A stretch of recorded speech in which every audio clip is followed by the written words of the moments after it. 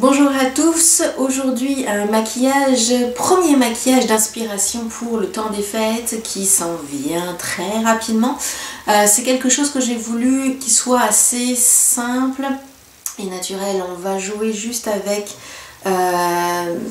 2-3 fards à paupières, mais vous voyez que c'est quelque chose qui est finalement très simple, qu'on peut... Moi c'est quelque chose que je porterai au quotidien, que je porte au quotidien aussi. Mais il faut penser à tout le monde, aux envies et au goût de tous. Si vous voulez savoir comment réaliser ce maquillage, continuez à regarder. Avec un pinceau plat, on va d'abord appliquer un fard doré, mais légèrement doré, parce que j'ai déjà expliqué qu'il y avait différentes possibilités de doré qui soient plus ou moins présents fort. Celui-là c'est de chez Makeup Geek et c'est Bleach Blonde, qui est, je dirais pas un doré subtil, mais c'est 2 degrés au-dessus du subtil. Quoi qu'il en soit, on va l'étaler en faisant des petits tapotements, la paupière mobile, et on va s'arranger pour pour dépasser un tout petit peu le creux de la paupière, mais pas vraiment pour... on va pas se barbouiller tous les yeux, tout l'œil. On va de chez Makeup Geek, qui est un marron chaud, un petit peu irisé. Un châtaigne. Oh, j'aime bien ça, un châtaigne. On va en prendre un peu sur le pinceau et là on va être juste dans le creux de paupière pour apporter un peu de profondeur au niveau du regard et de la paupière. On y va jusqu'aux 3/4 de l'œil. On remonte un tout petit peu, simplement pour être sûr que quand on va ouvrir l'œil, on voit la couleur. On va prendre à nouveau ce charmant petit pinceau. On va repasser cette fois-ci juste sur les bords du marron qui vient d'être appliqué, avec à présent un pinceau qui est beaucoup plus petit et qui est plat. Je sais pas pourquoi, j'essaye d'aller vite, alors je commence à parler un peu idiot. Et on va appliquer le fameux Vanilla Bean de chez Makeup Geek, qui ressemble à ceci. C'est-à-dire que c'est une couleur qui est la plus proche possible de la couleur de votre peau. Et on va l'appliquer sous les sourcils.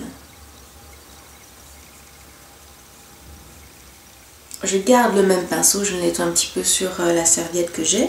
Et je vais prendre un blanc irisé. C'est le Ice Queen de chez Makeup Geek. Je prends un tout petit peu et je vais aller le déposer juste dans le coin interne de l'œil pour apporter de la lumière et comme d'habitude pour protéger mon coin interne de l'œil, que quand je vais avoir l'œil qui va couler, vu le temps magnifique que nous avons à l'extérieur aujourd'hui, pour être sûr que tout va rester en place. On va donner un coup de brosse dans les sourcils. Et on va aujourd'hui appliquer, en tout cas vous, je ne sais pas, mais moi définitivement, prendre de chez Anastasia le Brow Wiz dans Ash Medium. J'hésite simplement parce que c'est tellement bien parti que j'ai plus rien d'écrit sur mon crayon, donc c'est un petit peu difficile, mais je crois que c'était le Medium Ash. Et on va compléter l'intérieur des sourcils. On va passer maintenant un coup de mascara transparent Great Lash Maybelline pour fixer le tout, ou vous pouvez prendre celui que vous avez sous la main.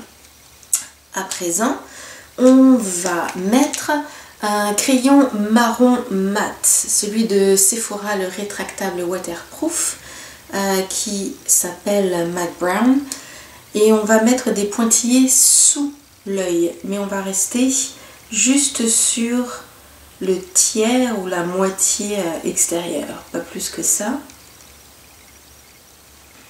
Et avec un petit crayon à tête crayon comme ceci, on va venir estomper le trait. On reste à l'endroit du trait.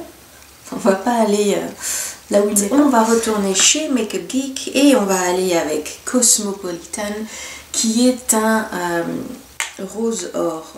On va en mettre sur le crayon et on va délicatement l'appliquer sur la tête crayon et on va l'appliquer sur le crayon.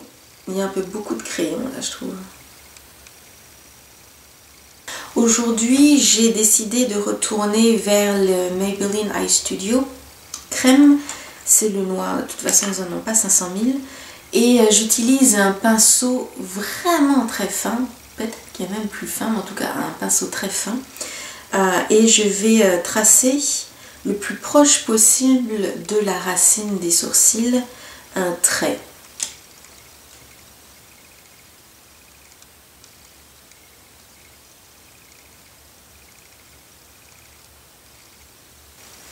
À présent le mascara, et puis comme d'habitude, je pense que vous commencez à en avoir l'habitude avec moi, je le mets toujours hors caméra vu qu'il y en a toujours pour 500 heures. De retour avec, en espérant qu'il soit dans le bon sens, je n'en ai pas la moindre idée. On met One Coat Get Up and Grow dans la couleur noire et en version waterproof, 2 couches en haut, une en bas, et on revient tout de suite après. 300 ans plus tard, de retour pour finir le maquillage. On va passer aux joues. Je vais appliquer un tout petit peu du fameux fard à joues de chez Inglot. Normalement c'est le numéro 21 dans cette couleur abricot cannelle. J'en prends un tout petit peu que je vais vraiment utiliser juste pour creuser un petit peu la joue de ce côté-ci. Dans la mesure où il est mat, c'est quelque chose qui est vraiment possible de faire avec. Que s'il avait été, il y avait eu des brisants, une nouvelle catégorie des brisants. Il avait eu des brillants ou qu'il était irisé ou perlé. On y va après avec Milani, les fameux fards à joues en poudre cuite, dans le numéro 05 Luminoso, que je vais appliquer sur la joue. On va, comme c'est festif, on va mettre un peu de luminosité au-dessus de cette os-ci. Et on va aller avec l'Aurac. Et c'est quoi? C'est la lumière parfaite. Son petit nom, c'est Plein Feu. On peut y aller avec un pinceau comme ceci. Cette poudre, elle est très volatile, très poudreuse, on l'appelle comme on veut. Je trouve que c'est mieux si on va l'appliquer au doigt et en même temps qu'on étire, qu'on l'applique. Donc autant sur le doigt, ça peut paraître un petit peu fort au niveau de la couleur, comme wow, je vais mettre du fard à paupières, aussi intense que ça, mais en fin de compte, ça se fond vraiment très bien au niveau de la peau et on a de la brillance comme vous voyez ici, mais on n'a pas un fard à paupières sur la joue. Au niveau des lèvres, 3 possibilités, plus finalement la dernière que je vais choisir. Je vais être que avec L'Oréal Color Caress Shine Stain. Peut-être un jour j'arriverai à retenir le nom exact. Quoi qu'il en soit, le 193 Eternally Nude. Personnellement, j'irai pas là-dedans. Je le mets toujours pour que vous puissiez voir entre les yeux le maquillage qui a été fait, la couleur. Simplement parce que je trouve que on est vraiment trop dans cette variation de doré, brun, de teinte naturelle, en bon français nude. Je pense qu'il vaut mieux aller vers autre chose, vers ailleurs. Mais si vous le voulez, vous le pouvez. Une autre possibilité, on va rester dans des lèvres légères aujourd'hui, j'aurais dû le dire dès le début. On va aller vers Pink Resistance, c'est le 183. C'est un rose avec un petit peu de corail à l'intérieur, qui peut également très bien aller. Aujourd'hui, j'ai arrêté mon choix sur Rose On and On. qui est le numéro 184 et que, surprise, on va mettre sur les lèvres. J'attends quelques secondes et je mets une deuxième couche, tout simplement pour que la couleur soit un peu plus présente. Donc si vous ne voulez pas que la couleur soit plus présente, vous pouvez rester définitivement comme ceci. Vous voyez déjà l'effet que ça donne.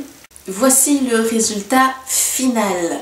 Comme d'habitude, les produits sont indiqués dans la barre d'informations sous la vidéo.